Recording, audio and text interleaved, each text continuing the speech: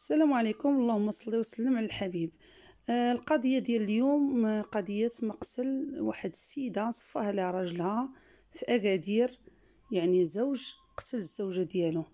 فعلا هادشي ولا خطير عندنا في المغرب، خطير وصل لواحد الدرجة ديال الخطورة اللي بزاف.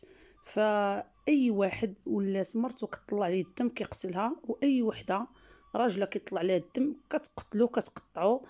أي صديق طلع عليه صديقو الدم كيقتلو، اي جار طلعت ليه جارته ولا جارو الدم كيقتل. هادشي ولا عندنا خطير، يعني هادشي ولا عندنا بواحد الطريقه اللي تصاعديه وفي واحد الخطر ولينا في بلادنا.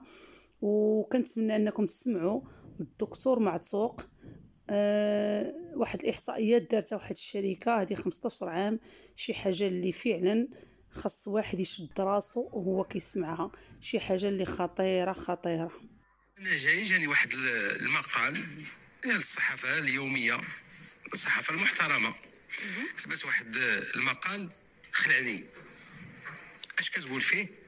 كتقول بأن المجلس البيئي والاجتماعي والاقتصادي، المجلس الاقتصادي والاجتماعي والبيئي، كونسي ايكونوميك سوسيال اي انفيرونمونتال، يعني المجلس الاقتصادي الاجتماعي والبيئي.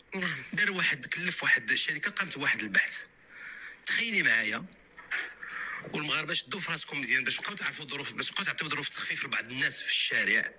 تخيلوا معايا بانه مغربي على كل جوج المغاربه مصاب بامراض عقليه، يعني 48% من المغاربه مصابين بامراض عقليه. 48% من المغاربه. البحث دار على 15 سنه فما فوق، واحد العدد من المواطنين المغاربه. فقلت ارى نشوف اذا كان عندنا 48% من المغاربه مصابين بامراض عقليه، وراه مشيت نترجم لي تروبل مونطو، حيت المقال مكتوب بالفرنسيه. لي تروبل مونطو لقيتو امراض عقليه. قلت انا كيفاش دابا 50%؟ ارى نشوف شنو عندنا حنا في الاطباء. وقدت نبحث عاوتاني وانا نلقى بان واحد المقال منشور في في الصحافه ايضا المحترمه يوم 17 يوليوز 2022، تتقول بانه عندنا 343 طبيب نفساني في المغرب، و214 من علماء النفس. من بينهم من هاد 214 200 يشتغلون في القطاع الخاص. عدد اللي عندنا ديال الاضطرابات النفسيه ولا العقليه في المغرب. فاذا ما كانش دابا هذا الموضوع يحظى باهميه في رؤيه وفي استراتيجيه الحكومه، اشنو هي المواضيع الاخرى اللي غادي يمكن يهتم بها اكثر؟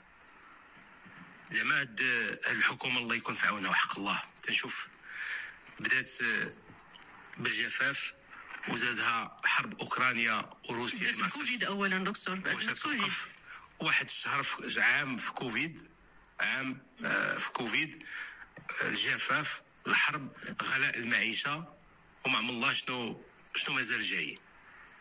وتزيد انت تعطينا اخبار بحال هكا تقول لنا 48% ديال المغاربه مصابين بامراض نفسانيه ولا امراض عقليه، والموارد اللي عندنا هما هادو.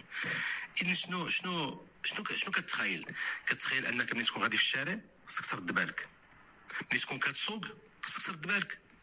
ما تعتبرش بان داك اللي كيسوق راه بعقله 100%. يمكن راه عنده، اذا كانت هاد البحث وهذا المقال وهذا التقصي اللي دارت هاد الشركه حقيقي ويعكس فعلا الحقيقه، راه خطر كبير.